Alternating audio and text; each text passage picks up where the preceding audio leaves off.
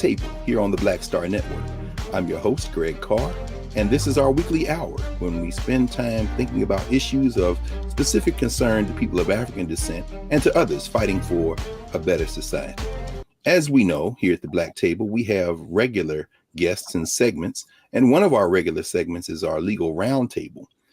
Today, we are joined by Professors Angela Porter and Valethia Watkins, but this is a special edition of our roundtable.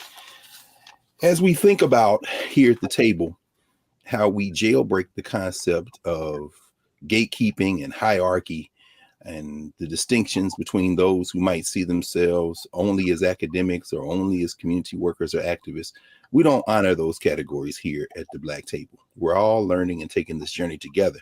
And we're here at this special edition for a moment that we're going to look back on and say, this is a moment when everything shifted in the field of legal studies and legal academia with regard to the study of people of African descent. We're here on the occasion of the publication in volume 27 of the Michigan Journal of Race and Law of Professor Porter's new article, Africana Legal Studies, a new theoretical approach to law and protocol. So here at the Black Table, we're welcoming back our regular legal roundtable, Angela Porter and Valethia Watkins. Welcome, professors. Thank you. Good to be with you. Thanks for having me, and thank you for that very generous introduction. Well, I wanted to get y'all on screen before we get into this. Everybody should know by now, of course, that we are a longtime friend and colleagues. So the three of us having this conversation, it's an honor to be able to do this. I don't know that there's a precedent for folk to just tune in and have a conversation about a law review article that is so grounded in and pertinent to them. I'll mention that when Professor Watkins and myself were in law school, we had an old law professor, Leroy Purnell, who was the former dean now at Florida A&M University of Law at Ohio State. And, I remember approaching him with the possibility. I said, could we talk about Ma'at in the law? And at that time, in the late 80s, there really wasn't anybody around to have that conversation with. He certainly was enthusiastic, but he said, I have no familiarity with that. I have no concept of how we might even approach that. And so clearly we were waiting on you. So, and for those of you who don't know, Ma'at, of course, is an ancient Egyptian term, a Kemetic term, doesn't really translate into English as our brother Mario Beatty would tell us. But Professor Watkins, I don't know if you have any opening thoughts before we turn to this article and spend our first block asking you, Professor Porter, how you came to this.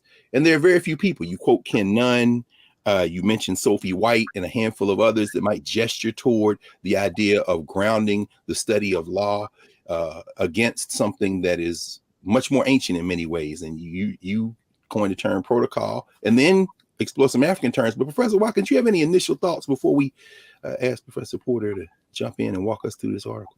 Well, I would just like to begin by saying thank you to Professor Porter for this beautifully written, deeply researched, and masterful article. It is a masterful demonstration of the application of the Africana Studies conceptual framework developed by Dr. Carr.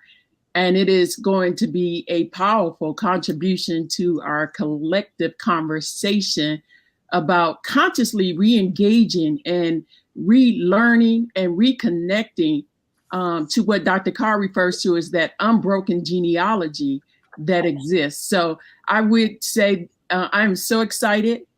I was so excited when it was published. I am so excited that it's going to be available to our community. Because as Dr. Carr said, in terms of jailbreaking, it is a demonstration of that in so many ways, because I would say to people, do not sleep on the footnotes. They are a tour de force. They're so, the article is so well written and so tight and cogent that it's highly readable and highly accessible. And it's such a demonstration of our cultural tradition. So I just want to start at the beginning, like Dr. Carr said, and have you share with us, how did you come to this topic and what did you hope to accomplish with this article? Wow. Y'all, Thank you. I don't even know how to receive all of that. I just thank you so much for those words. And I really want to start by saying, when you ask, how did I come to this? I didn't come to this. This to me it's a collective work product. It's collective in a couple of ways. One, the larger project of centering our people on our own terms has been in play since time immemorial, of African people thinking about themselves and studying themselves. That's something that you, Dr. Carr, stress when describing the Africana Studies framework. So I want to say that. But this is also a collective project. This article itself is a collective work because it is the product of so much collaboration, and not just from workshopping the article, but really discrete conversations with you two. And I remember certain points that really shaped this article. I mean, it comes out of our discussions. And so I see us as a team of collaborators, and I'm fortunate enough to be part of that collective. And it expands beyond the three of us, but you two certainly are major contributors to this work. So I just want to start there. Well, let me add very quickly that your collective, and again, I want to echo what Valethia said. We can now dispatch with the professors and such. But what Valethia said, your footnotes are literally a read through of generations of collective work. Everybody from Marimba Ani and Anderson Thompson to Jacob Carruthers and Ken Nunn, so many others. And as you stress in each of it seems, each of the 70 plus pages, 72 pages of this article, this is a collective work. And you, of course, quote Chancellor Williams. It's really a remarkable document. It's something that we, in terms of the thrust, would be very familiar with in terms of those communities of Black folk who are trying to do this thinking work. But you've projected this out into the world now in a way, and it is open source. And though y'all pay attention as Angie walks us through what that means, but it also, it's not critical race theory. So folks who might think, oh, critical race, in fact, you have displaced race for the much stronger and relevant grounding context of culture. So I'm going to, maybe in part, in the second section, we'll ask you to read from it, because the way you open, I think, the article, and Valethia, I think we both agree, it's cinematic. Nothing short of cinematic. So, well, our people are cinematic. I always say that there's so many stories, and when I'm teaching, and now I have this privilege of being a teacher. I always am saying, "Where's my HBO series? Where's my film?" Every time we talk about the stories of African people resisting, organizing, governing themselves, I'm like, this is cinematic. And I say it in jest, because we don't need HBO. We don't want HBO, but it's to make the point of what you just said, which is these stories are so powerful. They speak to us more than the stuff that we watch on TV and on screen. So that's right. So how did you come to it? We've got just a couple of minutes in the first block. Okay. But it didn't start with you coming to law school, right? You've been thinking about Africa for a very long time. Indeed. It's interesting how time works, and perhaps we'll continue this in the next segment, but a pivotal moment in my life was sitting in your classes, Dr. Carr, at Howard, 2006 to 2010 as a student, and learning that Africana Studies framework. Which we developed together, by the way. Valethia was on that team when we wrote that curriculum in Philadelphia. I worked on the AP Studies, African American Studies curriculum, but let's be very clear, that's not African American Studies. What we're doing, Africana Studies, we did that collectively. That was collective work too. So it was collective, and we're a team, but you were the quarterback. So that's there we go. There we go. So I'm always saying, all right. Africana Studies framework. People are like, get on with it. No, but it's interesting how time works, because that framework then gives us a way to see the world. And now I can look back with hindsight to my childhood and filter it through that first part of your framework. So I'll just introduce it here, and then I would love to continue this story. Let's do it. But, so the framework has 6 conceptual categories. The first two are the paradigm shift. Yes. This is how I'm experiencing it. Yes. You have to correct me. But the first two, social structure and governance, are the paradigm shift. And I say that because quickly I'll say social structure is all about the landscape African people find themselves in. You crystallize it by saying, who are we to other people? Who are African people to others? Governance is our thing. Who are we to each other? The structures we create for ourselves, how we order the universe as African people. And the other categories all combine into that world. But you could sort of stop at step 2 and be in a completely different mindset, is what I'm saying. So the shift is required. You start thinking about who African people are to others, and you proceed in who are we to each other. And you could spend your whole life in the social structure framework. Absolutely. We often do. Many people and us, we often do. Yeah. You could spend your whole life dealing with social structure, grappling with that. And I think much of my childhood was concerned with governance, but thinking my life has to be in this social structure. And this project sort of flows from the conclusion that that is wrong. It doesn't have to concern social structure. Why don't we pick up with that after we take our first break? And I do want to mention in closing that coming out of that strong family that you come out of, you know, the Texans and the Minnesotans and everyone else, you were trained very well to do everything. And she won't say it, but you know, straight A's from the beginning of school all the way through getting to law school, clerked in federal spaces, was the police for a minute on the city side, worked in big law. So this is to the social structure. It doesn't get any more accomplished than Angie Porter, Georgetown Law Fellow, now on the faculty of American University.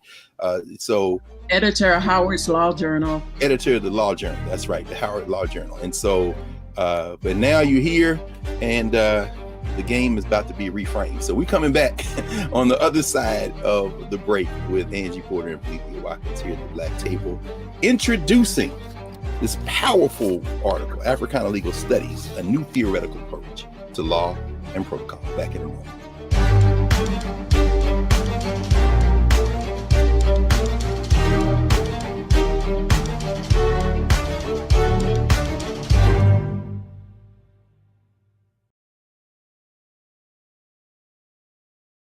Big Tobacco targets Black communities with marketing for menthol cigarettes. In the 1950s, less than 10% used menthol cigarettes. Today, it's 85%. FDA, ban menthol cigarettes, save lives. Black Star Network is here. Oh, no punch! I'm real revolutionary right now. Thank you for being the voice of Black America. All momentum we have now, we have to keep this going. The video looks phenomenal. See, there's a difference between Black Star Network and Black-owned media and something like CNN. You can't be Black-owned media and be scared. It's time to be smart. Bring your eyeballs home. You dig?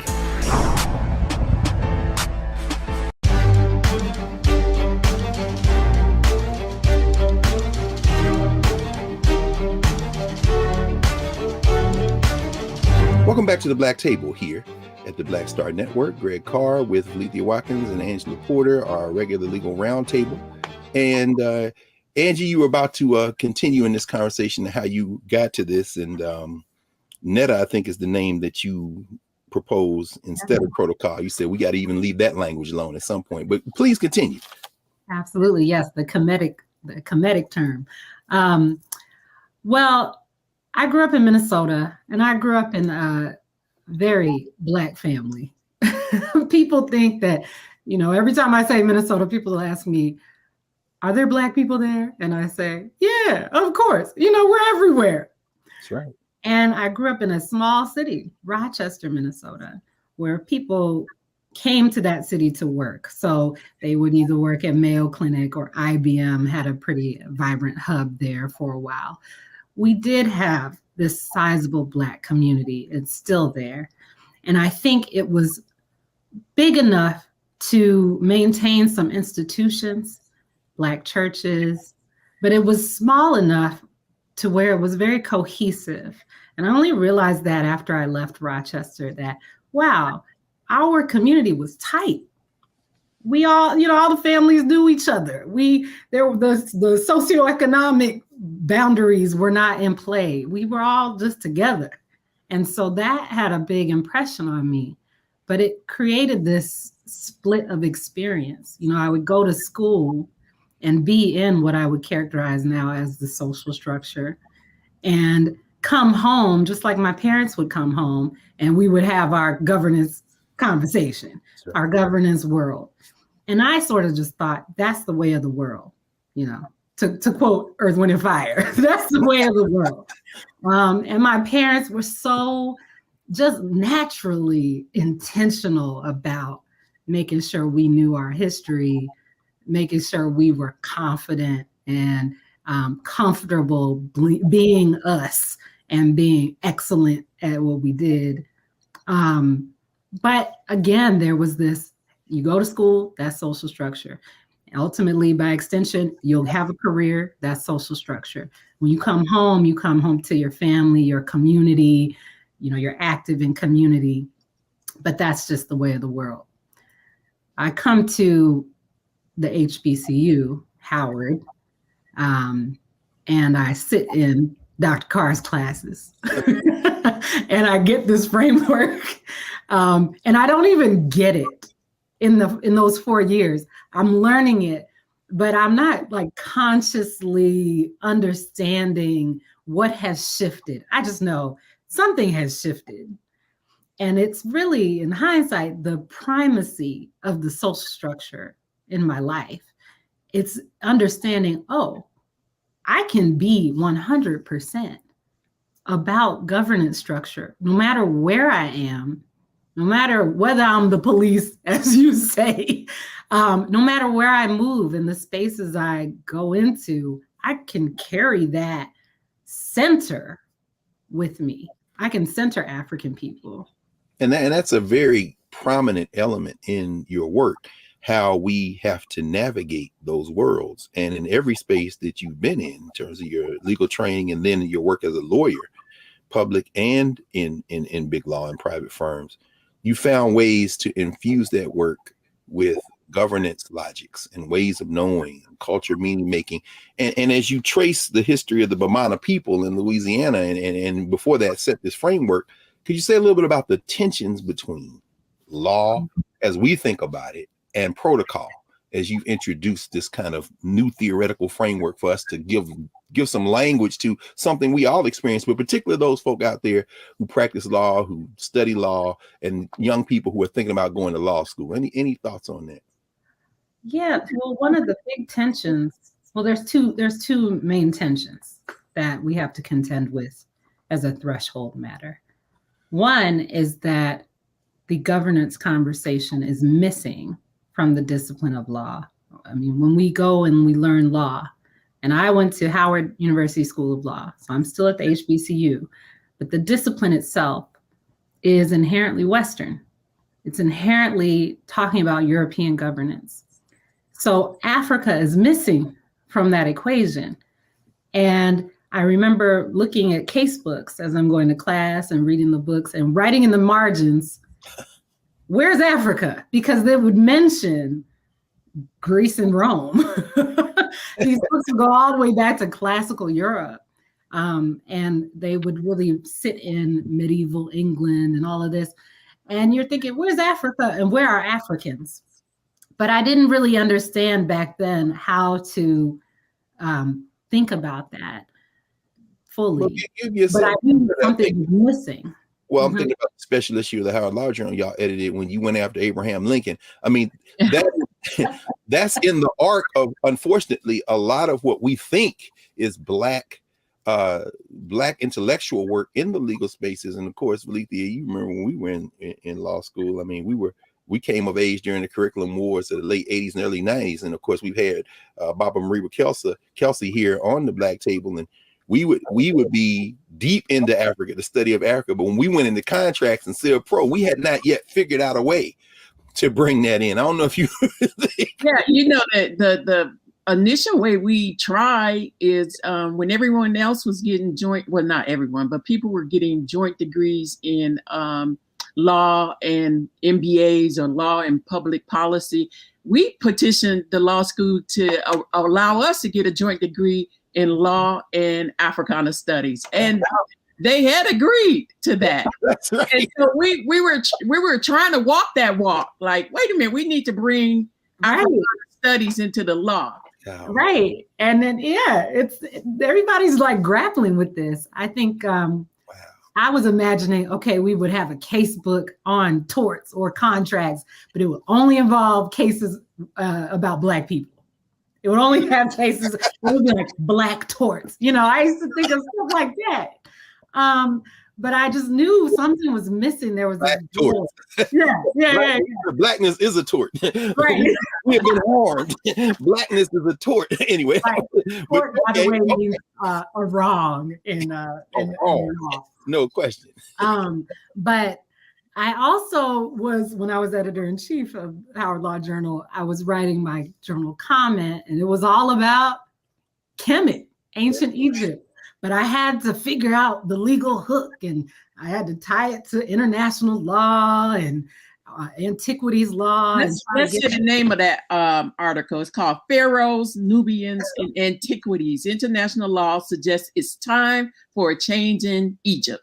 That was by Angie Porter. There it is. Oh, wow. That's right. That's right. I'm sure people are like, wait a minute. Yeah, this isn't CRT or critical race theory. Toothless would call it CRT without knowing what it is. It's a different, okay. So I mean, I don't think either of us are know anyone who has been more deeply ensconced in the workings of Western law, certainly American law, than you, Angie. I mean, you worked for a federal judge, you've worked at state, local, federal government as a lawyer. You know, what did you see there in terms of these tensions between law and what emerges as protocol in the daily lives of people who find themselves before the bar? Oh, yeah. I mean, that was an odyssey. It was a circuitous path through the legal profession. Well, the thing that kept happening, and I really think back to when I was prosecuting for the city of Minneapolis, which was a very short stint. It was a part of our training as trial lawyers at the firm. They would loan us out to the city. And so I'm, as you call the police, I'm prosecuting, and I have both victims. So as the prosecutor, you represent the city and the people in it, the citizens. So I'd have victims over here, and then I had the victims of the criminal justice system, the defendants who I'm prosecuting.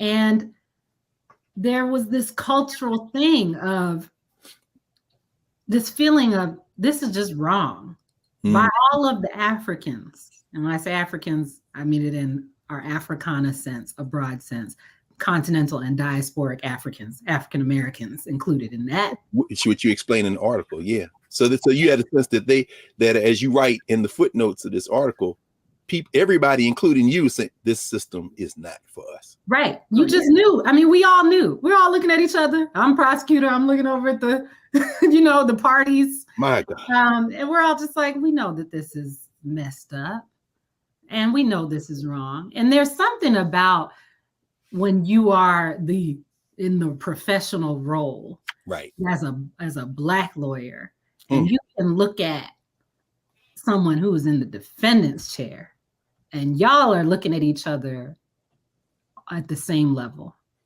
And even the judge, remember, Valethia, we were in law school, the great Bruce Wright, turn 'em loose, Bruce. Yeah. White judge. Black Rose. That was one of Valethia's favorite phrases. I love it. I love that book. That's a great book too. Yeah, but you just look at each other and and it's not for us. It's almost like, how did we get here? How did we get here? I would have, Africans from Central and South America who might call themselves Afro-Latino, who we would call Africans in the Western Hemisphere. Same thing. We're looking at each other like, Yeah, this is crazy, ain't it? Crazy, right?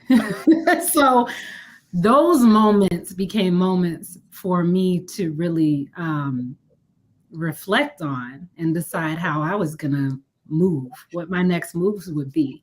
When I was clerking, I remember sitting through many sentencing hearings, one after which I broke down in the bathroom because I was just watching my brother out there. Not my biological brother, but I saw my brother, his face right there. This person was being sentenced. And I just thought, yeah, what are we doing? What are we doing here? That drove you back into the academy where you can now begin to train others to. Well, absolutely. But I also thought I never left this conversation. Oh, no question. I was, again, fortunate enough to remain part of this team doing this work. And a lot of that has to do with ASCAC, the Association for the Study of Classical African Civilizations, other community organizations I participated in, Minnesota Association of Black Lawyers. I mean, I had to keep tethered to this collective work. So then I head back to the formal academy to try to find space where I could deal with these questions full time. I mean, that was really the draw. It was not having to do the social structure thing where I would be a lawyer and then come home and think. It was giving myself time to think so that I could be of service to our community. So really that was the mechanism to be able to do the important work, which is to be in conversation with you all and figure out a way out of, I guess, what Dr. Anderson Thompson would call this mess that we're in. Mess. Yes. Well, with that preview of where we're about to go next for the rest of the show, when we come back, Prof, we're going to ask you to jump right into Africana legal studies. Tell us what it is, tell us what it isn't, and tell us how you use one distinct group of Africans, the Bamana people, in one place in the United States, Louisiana, to begin to explore the possibilities of thinking about protocol as opposed to law. So we're going to be back in a moment with Angela Porter and Lethea Watkins at our legal roundtable discussing Africana legal theory when we come back at the Black Table. Back in a moment.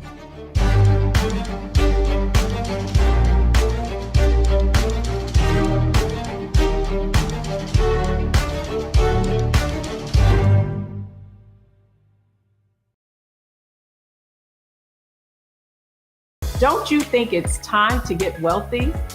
I'm Deborah Owens, America's Wealth Coach, and my new show on the Black Star Network focuses on the things your financial advisor or bank isn't telling you.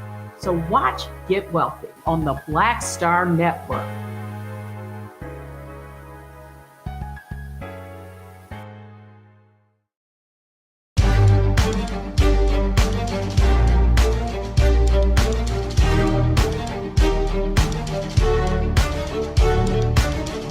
Welcome back to the Black Table here on the Black Star Network. Remember to support the Black Star Network, join the Bring the Fun Fam Club, and support us across all of our platforms. You're not going to have these conversations anywhere else. Professor Porter, when we left, we were walking right up to the edge of the Michigan Journal of Race and Law in your article. Would you mind reading the first two paragraphs of this article just to give people a little taste of what they're going to get into? I'm going to start with a quote at the beginning. African people have produced the same general types of institutions for understanding and ordering their worlds as every other group of human beings.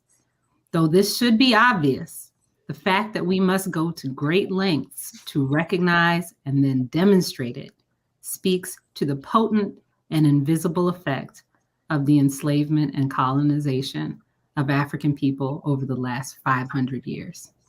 That's Greg Carr. We got to start there.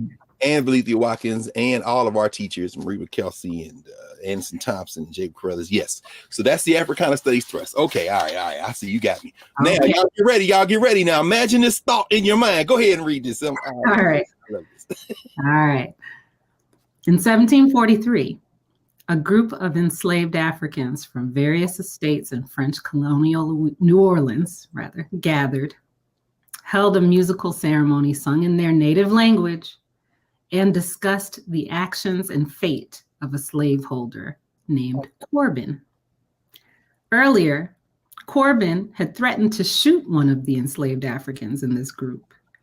And Corbin's brother then actually shot that person with a gun loaded with salt. Now, as the group of Africans gathered, they determined that Corbin had to die. 2 months later, Corbin disappeared and was never found.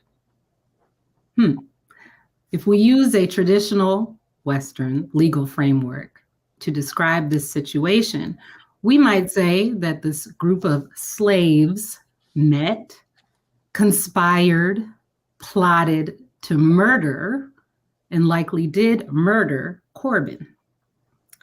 But if we center the perspective of these enslaved Africans and contemplate that they had their own home cultures with their own systems of justice brought with them from Africa, we might rephrase. These Africans convened and judged Corbin's conduct, sentenced him to death, and likely executed him. So those Africans were Bamana. Huh? Well, this is from Gwendolyn Midlow Hall's work, and she's looking through the colonial archives, letters, court records, and it's not clear who exactly these Africans were, what nations they belong to.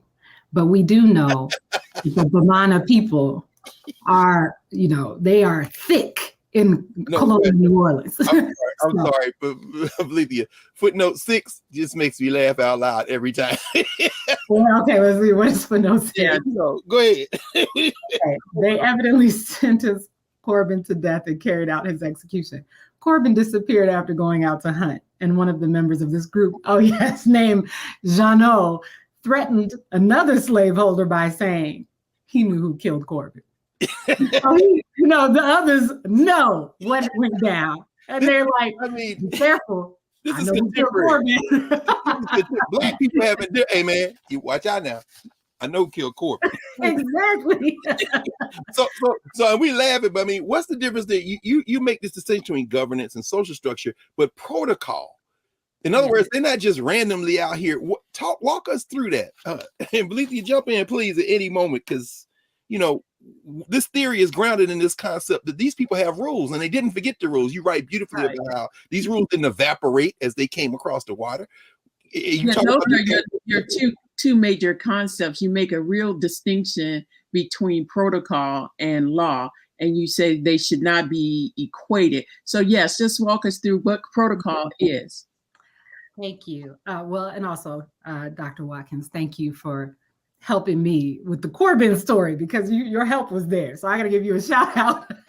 We workshopped that. And so now it has come together very nicely. Thanks to you. Protocol. Okay. So we have the subject matter and we have the approach to what we're talking about. The subject matter is African people governing themselves, African people having their own systems to select leaders, to organize society, to address wrongdoing, to ensure people stay in their promises, ways to relate to land, etc. And that's the first thought. The second thought is they bring this with them, as you mentioned. It doesn't just evaporate out of their heads. There's no neuralizer from Men in Black in the middle of the Atlantic that says, okay, forget all that. Or they're not just going to remember their music and forget how to resolve disputes. And shout out to our colleague, Addison Francois. You quote him on page 304. If they brought with them their clothes, their food, and their religion, did they forget their laws? If they knew how to raise their babies, did they forget how to resolve disputes? That's a beautiful quote from Brother Francois. Yeah. And Professor Francois said that to me as I was developing this paper. So thank you to him for that. Absolutely. So Africans are bringing everything with them in their minds. That's the subject matter that Africana Legal Studies deals with. But the how do we approach it is a big question. Do we call it African law? Do we call it African customary law? There are a lot of people out in the world with good intentions who want to call it that, who do call it that. And I don't. and I maintain. All right. You actually examine a lot of those arguments. You even go back to the early 20th century with J. Casey Hayford. And I mean, you're looking at those lawyers. And you also are very careful to say those who dismiss this as are they romanticizing Africa. You say, to quote the late John Bracey, who we had here, people are spinning these theories on very thin margins of knowledge. Nobody ever asked them to say, well, what's your evidence for that? You're like a prosecutor in these pages going after these people who say you shouldn't be talking about Africa, but go. Right. Maybe that prosecutorial experience paid off. But the key there, I think, comes from Dr. Jacob Carruthers. And there was a pivotal moment where Dr. Carr, you led me to his History Makers interview done by Baba Larry Crow. Great Larry Crow, who's been at the Black Table, no question. Yes, and Dr. Carruthers in that interview just lays out how he comes to this concept of African deep thought. He says he's moderating this question of, is there philosophy in Africa? And he has 3 steps to this. 1, philosophy is a European discipline. It arises out of a European worldview, has European theorists, European constructs. Therefore, 2, we shouldn't search for philosophy in Africa. 3, that doesn't mean that Africans didn't have deep thought or deep thinkers. When I saw that, I thought, yeah, okay, same thing. This is a transferable concept. This is not limited to that philosophy discussion or this is for the whole collective project, okay, including our little corner over here dealing with governance and law. So law is inherently European. It arises out of a European worldview. The thing that we study when we go to law school is European governance. The thinkers are from Europe. They figure Black people in at the 11th hour. But up until then, the foundation is laid out from a Western worldview. And by law, you don't mean rules. You the phrase, a term I love, qualified law orientation. Is that what is it? Yes, the qualified law orientation is this improper imposition of legal constructs, Western legal constructs, onto cultures that are outside of the West. And that is in the same conversation. So we shouldn't search for Western legal constructs in Africa. That doesn't mean Africans didn't have governance. And when we talk about governance in this conversation with law, we have to call it something else. We call it protocol. That helps us break away. That helps us break the chain, as Dr. Carruthers said, that links African ideas and European ideas. We have to have this, as Dr. Oyoranke Oyewumi would say, and Dr. Watkins has taught me all about her, we have to have an epistemic rupture. We have to depart from these constructs that are so prevalent and ubiquitous. So we must call it something different. So just like African deep thought, we call it protocol. And we came to that term. You point out that it's not equivalent, it's not lesser, it's not lesser, and it's not the same thing. It's something beyond. Absolutely. So when I tell students, when I tell students about protocol or people about protocol, generally there's this knee-jerk reaction that, oh, well, it's something lesser. Folk culture or diminished culture, mass culture, absolutely. Yeah, distinct doesn't mean lesser. That's right. And so I don't want to. We're right up against the break. We're gonna come back in a second. We have one more block. So when we come back, we pick up right there because you really allow us to think about how we can apply this in a contemporary moment. So when we come back here at the Black Table with Angie Porter discussing her article, Introducing Africana Legal Theory to the World, we are going to continue this conversation. So we'll be back here at the Black Table. Back in a moment.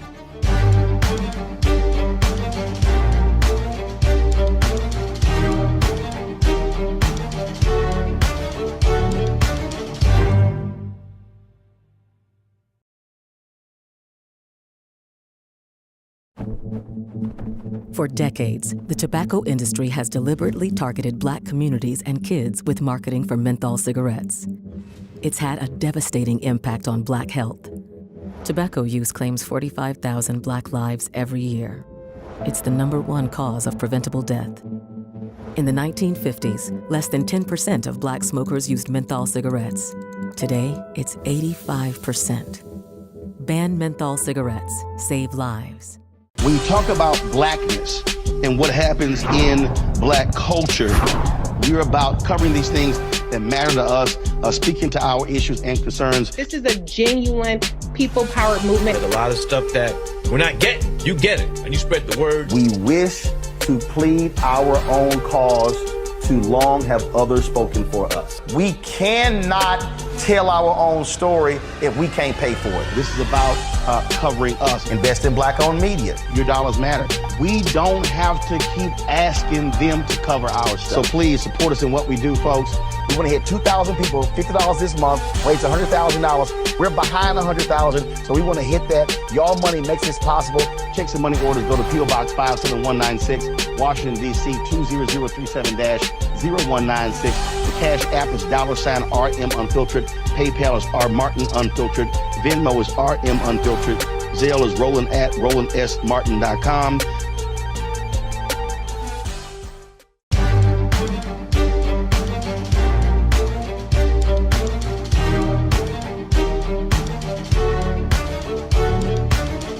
Welcome back to the Black Table here on the Black Star Network. Remember, support the Black Star Network. Join the Bring the Funk fan club.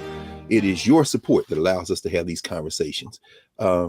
Angie, as we were, this is far too short. We're going to have to have you back and have a continuing conversation. Near the end of the article, you say that a consciousness of protocol allows us to do so many things, not just as Black folk or people of African descent of Africans, but in terms of contributing to our larger humanity. Could you talk a little bit about what this theory allows us to do? Not only as legal scholars and lawyers and folks involved in law, but just generally in terms of this broader concept of intellectual work. Well, I think it allows us to imagine something different from what we're in now. And when you take stock of what's happening and you see, at least for African people, what's happening as an interaction between two systems, you can question the very premise of one. The system is no longer, the system of law is no longer an absolute truth that can't be questioned. So for example, law says I can go outside and look at that patch of land out there and I can circumscribe it, and I, an individual, can own that. And that when I own that, there are things I should do. There's things law incentivizes me to do. One of those things is to develop that land, to improve that land and build on it. The very premise of that can be questioned if you have this other, as Dr. Carruthers might characterize, deep well of knowledge from another governance tradition. The thing is, people are questioning law, but they are doing so while just sort of riffing on, just being creative with nothing that they're tying it to. And still very much anchored in race as opposed to culture. You make that distinction. In fact, and for those of you who will read this article and think about it, you spend the bulk of this article comparing how these Bamana people, and by extension, people of African descent, compare their protocols to this quote unquote qualified law orientation, and how, they reject certain things, make certain things, we don't take these oaths you take. We don't, we don't look at collective work the same. And you compare the Code Noir as it develops in Louisiana with what these Africans are doing. And you establish the fact that while we may live in this social structure, we have our own rules, our own elders, our own communities, as you say. And out of that, that's how we resolve disputes. And it should be very familiar to folk who, again, thinking about the class analysis, who are not, steered toward, as you were, as I was, as Dr. Watkins was, and so many of us are, to go to the university to somehow find the framework to help our people. I mean, that's why they're flailing. And no, this is found in the neighborhoods. Right. This found on the street corner. You talk about at the feet of the elders. Go ahead. Go ahead. It's found at the feet of the elders. And so, can you elaborate? You make a distinction between Africana study as subject matter as opposed to disciplinary Africana studies, the what we study versus the how we study. Can you highlight that a little bit more? Yeah. So what we just said, the how African people are doing things differently. I mean, that's the subject matter, but the way we approach it is the method. That's the methodology. And so it has to be African centered. And that's why we do things like call this protocol and not law, to break away from those constructs that we are importing from the West. I mean, it's like, Terminator vision. If you have a headgear on and you're scanning the landscape, you got all these like computations going, you're using this Western architecture, this framework to analyze Africana. And you're going to find things that you're programmed to find, but that's not necessarily the reality. So it's incompatible. So the methodology, the coding in your headgear has to be different. And I always try to go back to this notion of we need to let the cultures speak for themselves. As Dr. Carruthers said, we need to let the ancestors speak for themselves listen to the voice of the ancestors without European interpreters. Absolutely. You say the man said he's lying in court, and then you say the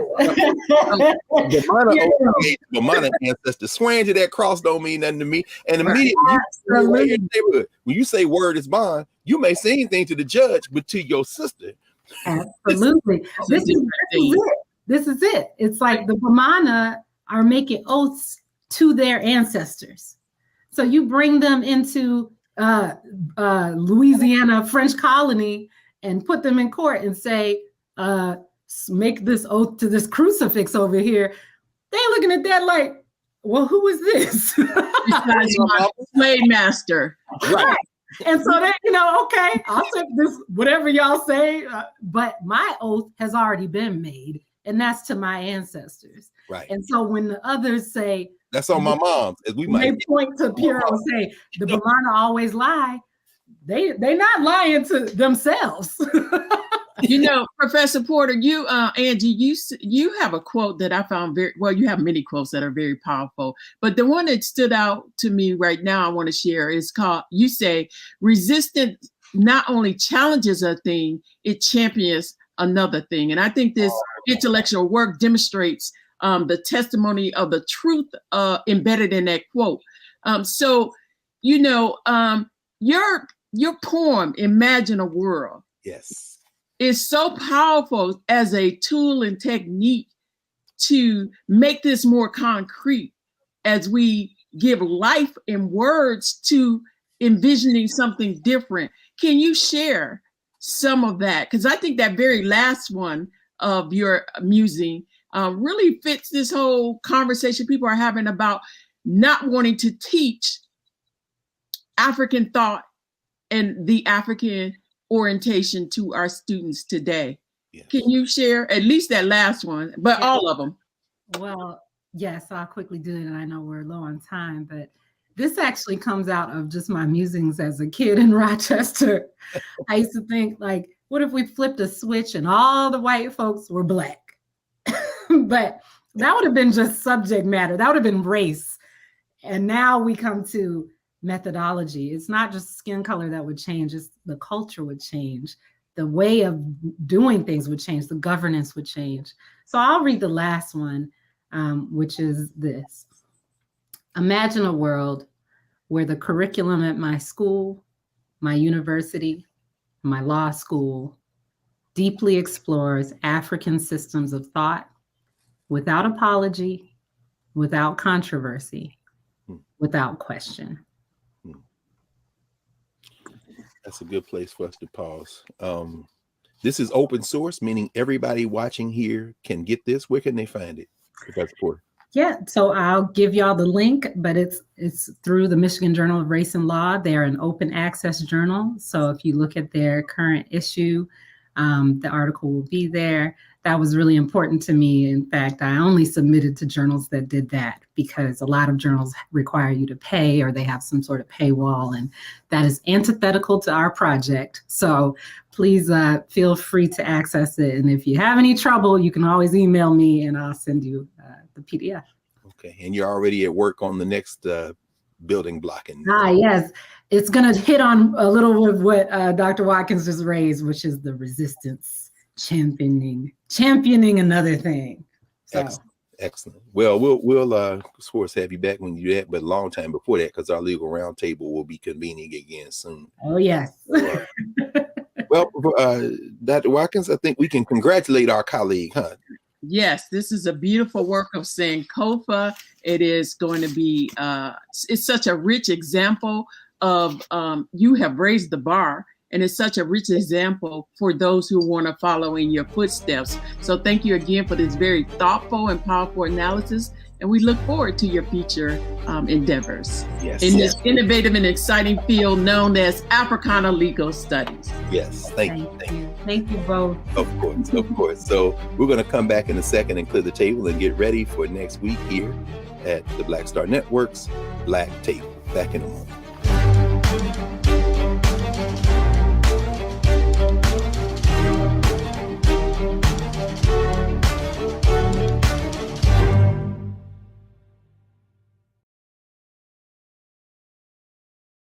Hatred on the streets, a horrific scene, a white nationalist rally that descended into deadly violence. White people are losing their damn minds.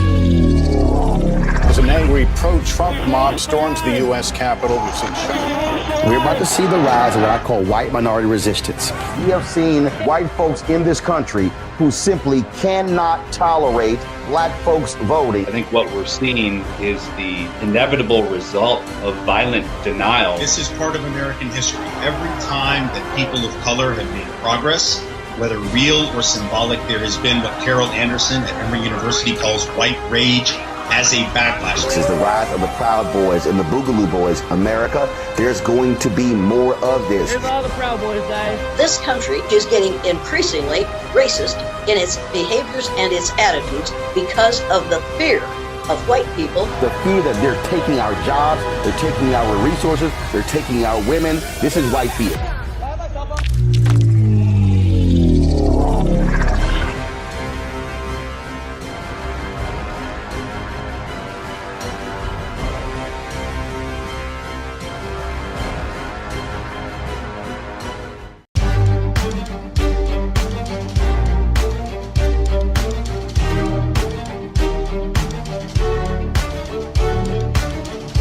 Welcome back to the Black Table here on the Black Star Network. And as we clear the table for this week, in the wake of the publication in volume 27, number 2 of the Michigan Journal of Race and Law, Africana Legal Studies, New Theoretical Approach to Law and Protocol by Professor Angie Porter, who is an assistant professor of law, of course, at the American University Washington College of Law. Something that our colleague, Dr. Watkins, said there is absolutely true.